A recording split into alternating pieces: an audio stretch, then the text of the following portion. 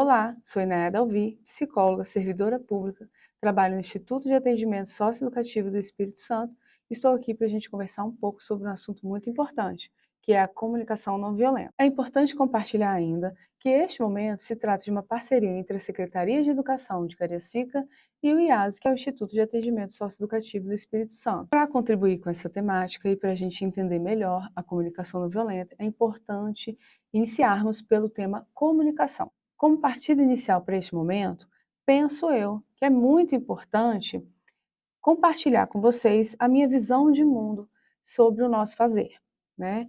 Sou trabalhadora da socioeducação, uma política pública, e tenho um posicionamento político perante a sociedade, que é o público-alvo são as crianças e adolescentes, jovens e familiares.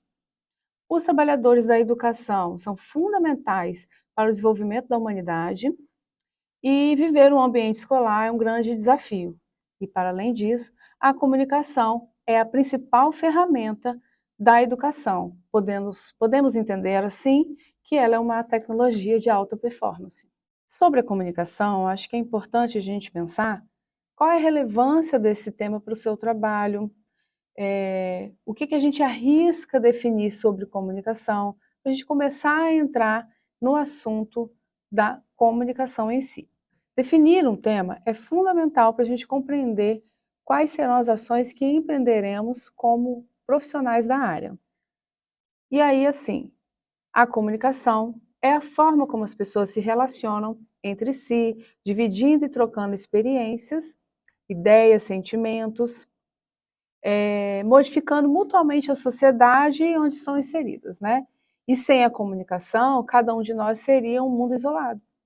É impossível a gente pensar a nossa vida, nossas necessidades, sem a comunicação. Sendo a comunicação não violenta uma abordagem da comunicação, é importante a gente centrar esforços para conhecer as teorias que são desenvolvidas no âmbito da comunicação, para além da comunicação não violenta. E há muitos anos já vem sendo estudado a relevância dessa temática para o nosso dia a dia, profissional e pessoal. Então, nesse sentido, é importante a gente recorrer a teorias pré-existentes ao que já vem sendo estudado com a comunicação não violenta, que é relativamente atual, né? Existe um livro que se chama Como Chegar ao Sim em Negociações de Acordos Sem Concessões, que é de Roger Patton Fischer.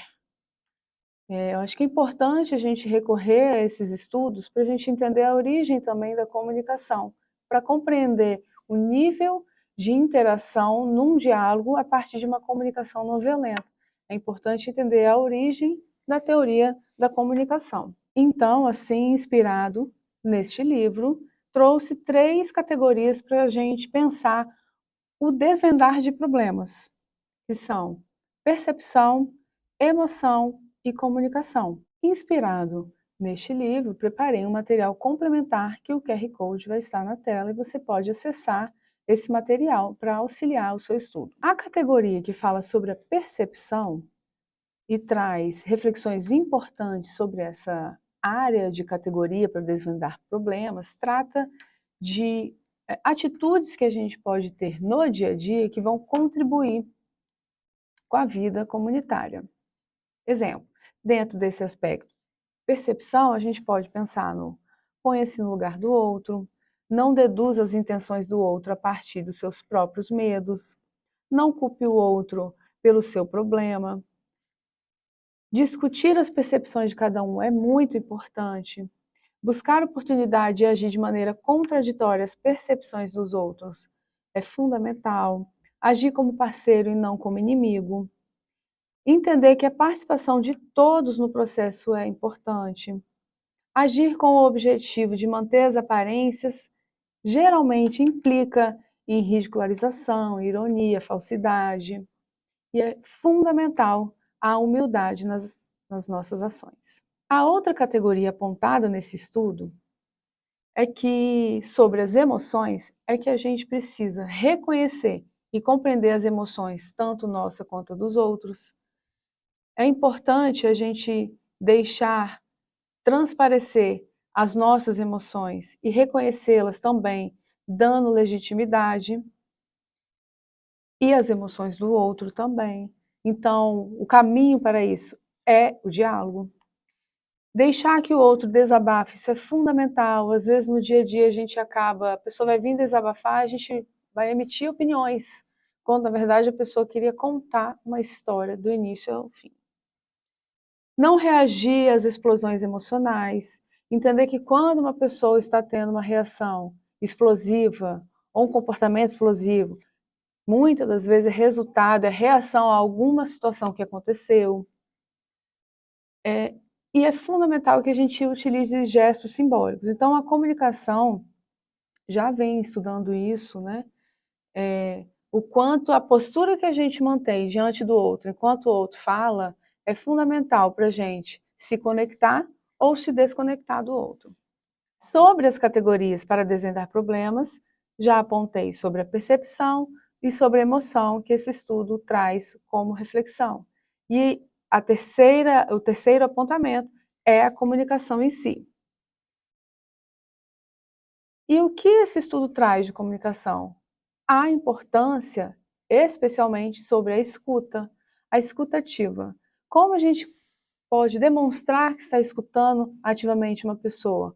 Quando a gente anota o que ela está falando, quando a gente convalida, reitera, ratifica na forma de fazer alguns movimentos corporais. Outro aspecto importante dessa categoria, a gente precisa falar para ser entendido. Muitas das vezes a gente quer falar o que a gente quer dizer e não se preocupa se a gente foi entendido, compreendido ou não naquela situação. Quando vamos emitir alguma opinião, é fundamental que a gente fale da gente mesmo, porque nós não sabemos do outro. Falar com objetivo é fundamental, sem ficar dando muitos rodeios. A gente vai falar e vai falar talvez 20 minutos, algum assunto que necessariamente não tem algo a ver com aquele momento, né? Estabelecer uma relação de trabalho é fundamental, entender que quando estamos no exercício de uma função pública, aquele é um momento de relacionamento profissional, aonde os motivos e as necessidades têm a ver com a demanda do trabalho. É fundamental. Isso é agir de forma preventiva. Enfrentar o problema e não as pessoas. Geralmente a gente acaba rotulando pessoas em vez de pensar nos problemas, né? E o grande desafio da comunicação, e ela pode ficar como arbitrária, é de fato a ausência de diálogo, ou uma escuta desinteressada e uma interpretação equivocada sobre a situação. Ainda no âmbito da comunicação, é importante a gente desvendar alguns significados.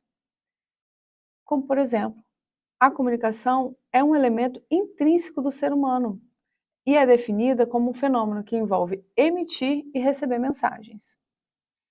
Tais mensagens se apresentam por meio de elementos, que são informações, contextos, símbolos, códigos, intencionalidades, vocabulários, sentimentos, anseios, ruídos e ambientes culturais.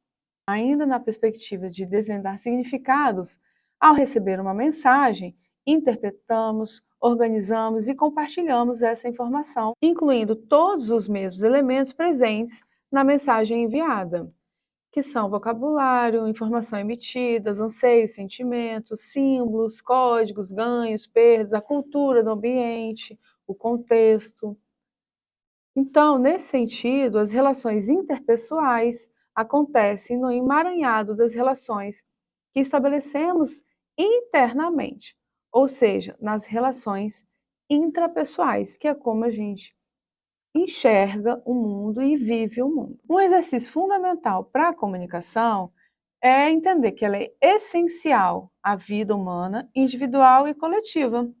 Então, o exercício é pensar, repensar na capacidade de lidar com as nossas emoções e com a do outro. Então, pensar e repensar nas nossas emoções e a do outro é uma ação que impacta positivamente na capacidade de lidar com as emoções nossa e dos outros e, consequentemente, proporcionará uma mudança qualitativa na emissão e recebimento de uma mensagem. e, consequentemente, no ambiente que você está inserido, que é a comunidade da educação, né? Comunidade escolar. Nessa perspectiva, inspirado ainda no estudo do livro que eu mencionei anteriormente, de Como Chegar ao Sim, entendi que há um segredo valioso para o exercício da comunicação, que é: separe as pessoas do problema. E para isso, a gente pode pensar quais ações que vão qualificar a gente separar as pessoas do problema, que é: qualifique a mensagem e não o mensageiro, tenha consciência das limitações das pessoas envolvidas, inclusive as suas, e também das instituições que a gente representa, né? O diálogo é a principal ferramenta e pode evitar ruídos na comunicação. Sentimentos depreciativos também, distanciamento entre as partes. Então, o diálogo vai trazer qualidade para a interação. Evitar o exercício de poder por meio da posição que você ocupa. Ah, porque eu sou professor, porque eu sou o secretário escolar, ou porque eu sou o coordenador e por isso você deve fazer tal coisa. Então, esse tipo de exercício da palavra é como se soasse como violento, né? Então, o principal de tudo, nesse segredo valioso, efetivamente, é garantir o exercício da humildade nas nossas ações e comportamentos. Relembrando que não se trata de abrir mão de qualquer coisa e adotar uma postura excepcionalmente afável ou talvez íntima com a pessoa. É mais no sentido de entender que pessoas são pessoas e problemas são as situações que essas pessoas estão envolvidas. Então, nesse sentido, podemos perceber o como a comunicação ela é ampla e valiosa para a nossa vida. E agora a gente chega ao final dessa primeira etapa de pensamentos e reflexões sobre o que é a comunicação.